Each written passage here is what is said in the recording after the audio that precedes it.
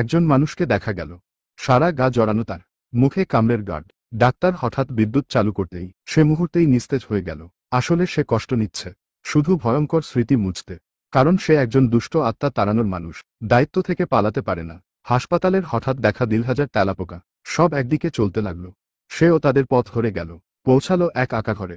সেখানে এক নারী তেলাপোকা দিয়ে ছবি আঁকছিল। কাছে গিয়ে বুঝল, নারীর শরীরে ঢুকেছে অশুভ আত্মা। প্রথমে ফিরতে চাইল, কিন্তু ভেতরের দায়িত্ব তাকে থামালো। সাহস করে তাকে ধরে মন্ত্রপাঠ শুরু করল।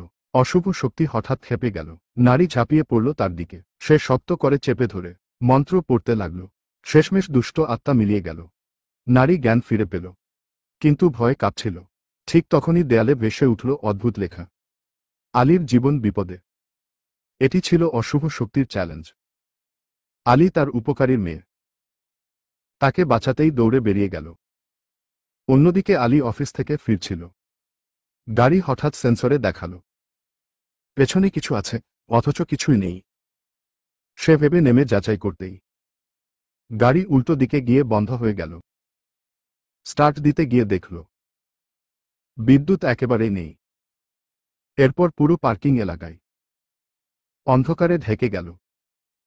আলী ভয় হাঁটতে শুরু করল, কিন্তু সে যেদিক দিয়ে যাচ্ছিল সেই দিকেই আলো